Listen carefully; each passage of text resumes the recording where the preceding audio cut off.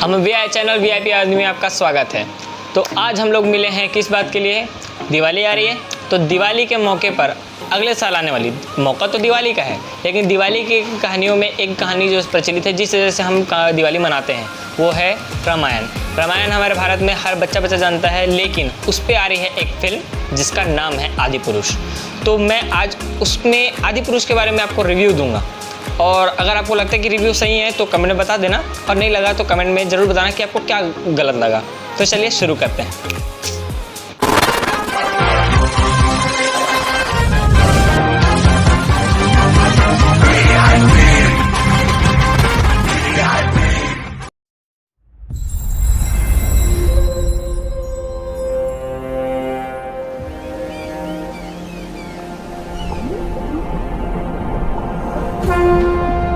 वाह क्या सीन है, वाह क्या सीन है। पिक्चर के शुरुआत में हमें दिखाया जाता है कि जो श्री राम भगवान है 6 पैक एप्स वाले आदि पुरुष के हिसाब से वो पानी के अंदर मेडिटेट कर रहे होते हैं, जबकि ऐसा कुछ नहीं था, क्योंकि ऐसा कोई भी इंसान पानी के अंदर मेडिटेट इतनी देर तक नहीं कर सकता। पानी में सांस लेना ये पॉसिबल ही नहीं है इंसान के लिए, क्योंकि असली में राम भगवान जी जो थे वो इंसान रूप में अवतार हुए लिए थे, ना कि वो कोई भगवान थे। उसमें सिर्फ उनके शस्त्र ही थे, जो तीर थे उनमें ही बहुत अच्छी ताकतवर थी जिससे उन्होंने युद्ध किया था। तो उसके हिसाब से ये जो चीज़ उन्होंने दिखाई वो बहुत ही गलत थी। तो पहला ये तो माइनस पॉइंट उसमें हो गया। धस जाए ये धरती या चटक जाए आकाश, न्याय के हाथों होकर। फिर वो जब पानी से बाहर आते हैं तो देखते हैं हम कि बहुत ही गंदे वीएफएक्स के साथ हमें दानव दिखाए जाते हैं, जो कि इतने गंदे दिख रहे होते हैं ना कि उसके जगह अगर हमें कार्टून ही देखना था तो हम कार्टून ही देख लेते। वैसे भी बहुत सारी कार्टून वाली मूवी रामायण के ऊपर बनी हुई है और वो भी इससे अच्छी थी। मुझे समझ नहीं आता कि अगर इतने 400 करोड़ रुपए इसमें खर्च किए हैं तो असली इंसान क्यों नहीं दिखा रहे ये लोग? दानव बना देते उन्हें और मेकअप के साथ दिखा देते, तो असली दिखाने में क्या ही तकलीफ थी? अगर कार्टून ही दिखाना था तो इतना पैसा खर्चा करने से मतलब, मुझे समझ नहीं आ रहा ये बात। और अगर आप भी अगर एग्री करते हैं तो कमेंट में जरूर बताना कि राम भगवान को ये लोग जितना सादा बता सकते थे उतना ही अच्छा कर रहे थे। इसे जितना सादा बनाते उतना अच्छा लगता। राम भगवान को इतने सारे वस्त्र जो वीएफएक्स के साथ पहनाए हैं उसके अच्छा ये लोग सिर्फ अगर भगवा रंग पहना देते तो ज़्यादा बेटर होता, क्योंकि जो पुराने रामायण थी, जो रामानंद सागर वाली रामायण जो सीरियल हमें टीवी पे देखने को मिली, लॉकडाउन में भी हमने देखा, उसमें हमें दिखाया जितना राम भगवान सादा रहेंगे उतना ही वो बहुत अच्छा लगता है, ब्यूटीफुल लगता है, सादा सादा बहुत प्यारा लगता है। सिर्फ एक भगवा रंग वो लेकर पूरा उन्होंने पहन के रची, वो इतना प्यारा था ना। पता सच में फैंस के इमोशन के साथ मत खेलो यार, टी सीरीज़ वालों, बॉलीवुड ये बहुत गंदा किया आपने, सच बता रहा हूँ मैं। उन्हें बहुत सादा कर सकते थे आप लोग। और शाबाश बेटा। पुरुष में जो रोल निभा रहे हैं राम भगवान का वो प्रभास है, लेकिन प्रभास के चेहरे पे राम भगवान वाली कोई भी एक्सप्रेशन दिखाई नहीं दे रहे हैं, क्योंकि राम भगवान हमेशा हंसते मतलब चेहरा फुलाकर नहीं रहते थे, वो एकदम शांत स्वभाव में थे, वो हमेशा शांत ही रहते थे। वो जब ज़रूरत पड़ती थी तभी मुस्कुराते थे। तो उसके लिए प्रभास को चुनना थोड़ा गलत हो गया, क्योंकि उसके में वो देखकर वो फीलिंग नहीं आती। क्योंकि रामानंद सागर में जैसे राम भगवान थे उन्हें देखकर आज भी लोग हाथ जोड़ते हैं और वो सच में राम भगवान के अवतार ही लगते हैं। और वैसे ही अगर प्रभास की बात करें तो वो बिल्कुल भी उसे देखकर राम भगवान वाली फीलिंग नहीं आती। उससे अच्छा वो बाहुबली में ही ठीक था। हाँ, तो बॉलीवुड वालों अगर आपको मेरी बात बुरी लग रही है तो लगनी चाहिए, क्योंकि आपने काम ही ऐसा किया है। राम भगवान को जितनी शालीनता के साथ आप दिखाते उतना ही अच्छा लगता, बजट बचता, पैसा बचता, महंगे एक्टर लेने की ज़रूरत भी नहीं थी, क्योंकि उससे आपका पैसा भी खर्च हुआ है और ऑडियंस को पुअर, बहुत ही ज़्यादा पुअर, बहुत ही गरीब गंदा वीएफ। अरे कहना क्या चाहते हो?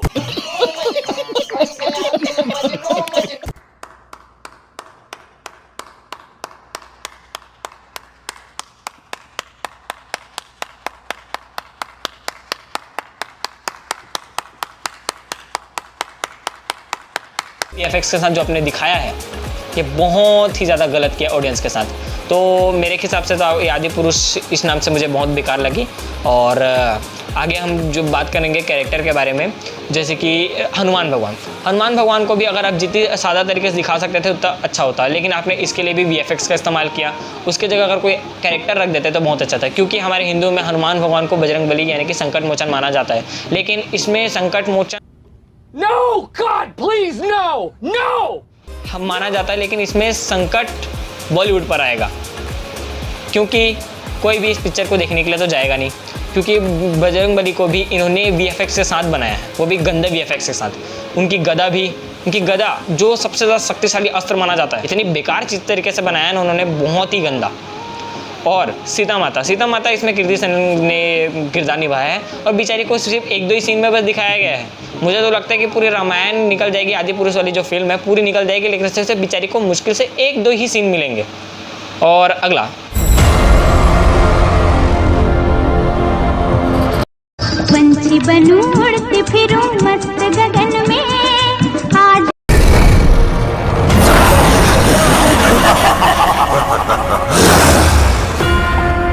आ रहा हूं मैं, आ रहा हूं न्याय के 2 पैरों से अन्याय के 10 सर कुचलने।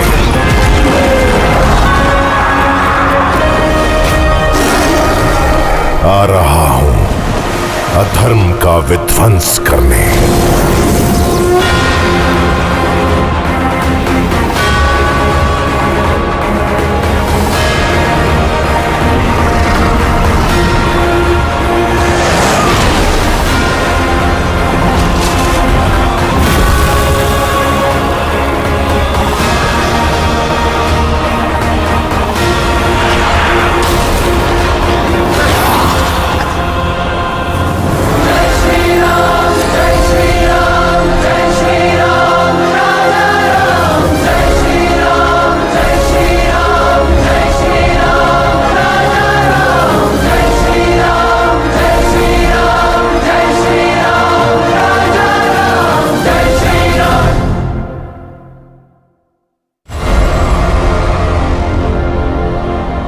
इस रावण के बालों को ट्रिम किसने किया?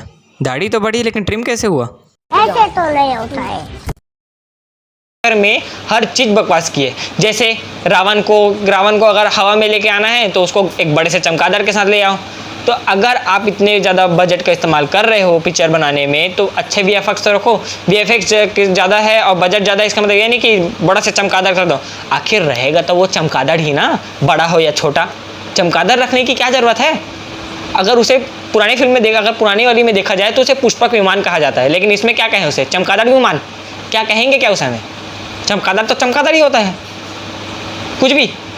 मतलब कहने का मतलब है कि बड़े पिक्चर बनाने के लिए बड़ा बजट होना चाहिए, बड़े VFX होने चाहिए, तो आपको बड़ी बड़ी चीज़ें रखनी चाहिए, बड़ी सोचना चाहिए।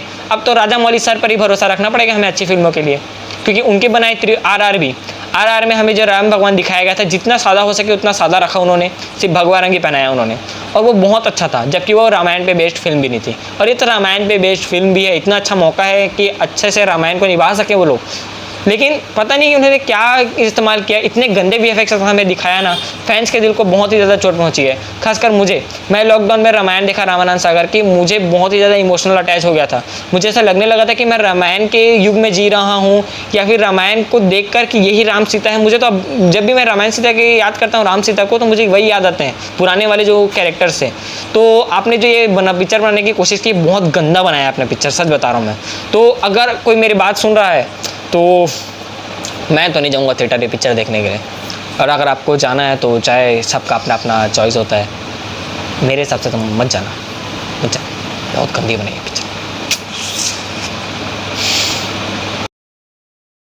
तो लंका पर विजय करने के लिए राम भगवान की सबसे बड़ी ताकत थी वानर सेना, और वानर सेना में भी हमें इसमें फिल्म में दिखाया गया है कि वानर सेना के बदले क्या दिखाया गया? खतरनाक गोरिल्ले, वो भी असली नहीं, VFX के साथ, बहुत ही गंदे VFX के साथ हमें दिखाया गया है।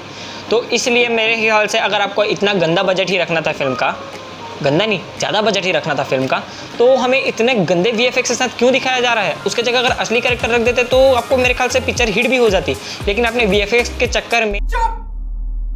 बिल्कुल चुप। कमेंट में ज़रूर बताना कि आपको ज़्यादा अच्छी कौन सी लगी, आदि पुरुष या रामानंद सागर की रामायण। मैं आपको सजेस्ट करूंगा कि आप रामायण देखें, रामायण बहुत अच्छी थी। और कमेंट में ज़रूर बताएं कि आपको ये रिव्यू कैसा लगा, और अगर आपको अच्छा नहीं लगा हो तो कमेंट में ये भी बताना कि आपको कौन सा पार्ट अच्छा नहीं लगा, या मेरी कौन सी बात आपको बुरी लगी। तो लेकिन बुरी लगी तो अगर माफ़ कर देना, क्योंकि सच मैंने सिर्फ और सिर्फ सच बोला है। तो भाई मज़ा आया, और मैं ये जो मज़ा है हिंदुस्तान के हर व्यक्ति को देना चाहता हूँ। Thanks for watching.